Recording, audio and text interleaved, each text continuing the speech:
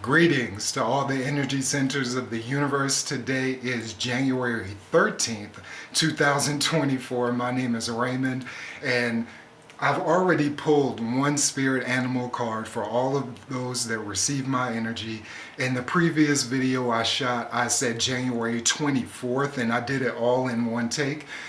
So I just wanted to be consistent and say today is January 13th of 2024. The spirit animal card has already been pulled, and it is the octopus. If you can get a good look at that card right there, it's the octopus. And the message for the octopus today is practice shape-shifting by altering your physical appearance and mannerisms. Shape-shifting and adapting to situations is it's a task. It's a skill, and those that can master it, you take yourself far in life. And this goes along with the number 13. If you have a birthday today, happy birthday to you, all those born on January 13th. But anyway, let me get into the reading for the octopus card. We have the message again. Practice shape-shifting by altering your physical appearance and mannerisms. To become adept to shape-shifting, it's necessary to remain flexible and resilient and be willing to practice different identities by altering your way of dressing, your hairstyle, your demeanor, and your mannerisms. Particularly focus on your body language and voice qualities. Experiment by first making small changes in any of these aspects and watch what happens. You can also become skilled in modifying your aura, the energy field around you, by intentionally contracting and expanding it. When you practice these things, sometimes even your friends won't recognize you. You can even get so good at camouflaging that you become invisible to others. Everyone has numerous personas through which they operate, and you're no different. It's a matter of being conscious of those personas and modifying them through the art of shape-shifting. Just like actors do, study other people and notice their mannerisms, clothing styles, and how they walk and carry themselves. Observe animals and their behaviors and try to mimic them. Developing this ability can help you more readily adapt to the various situations you encounter, thus enabling you to deal with them more effectively. Let yourself be an actor in your everyday life and have fun with it.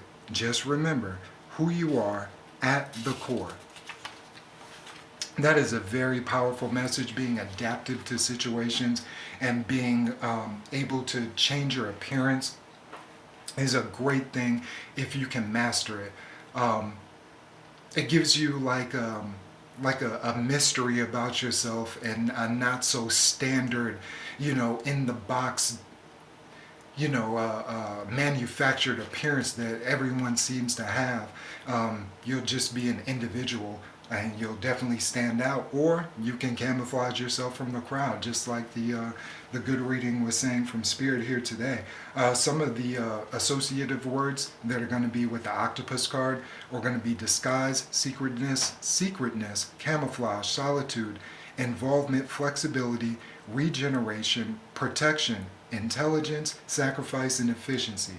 One of the words that stood out to me when I read it was regeneration. You can definitely reinvent yourself at any time in life. Do not be afraid to pick up a new hobby, a new positive habit, a new way of life, and just going for it. There's many ways of adopting new characteristics about yourself and the way that you deal with this life that we go through. So reinventing yourself is just another thing in life that we, go through. Speaking of reinvention, just like I said before, happy birthday. Every birthday can and should be a reinvention of yourself, a self-catalog, if you will, of just perspective of what you've been through in the time that you've been an energy center in this heliosphere that we reside in. If you were born on the 13th of any month, you might display some of the following qualities. With the number 13, I want to start with the positives. You might be a creative, courageous, and a leader at heart, making you a workhorse of the universe. Anyone that will have you in their organization would be just very, very lucky and very should be very thankful to you and compensate you in the way that your record, reflects.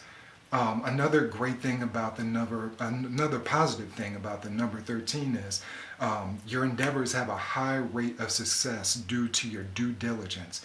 The number 13 is the number one self coming in with the number 3, the self creative, to make the number 4, which has a sturdy, steady foundation. So, again, anyone that is in an organization or they're in some type of self business, an entrepreneur, you're going to have that success because you cross all those T's and you dot those I's and you make sure those sentences are in full form.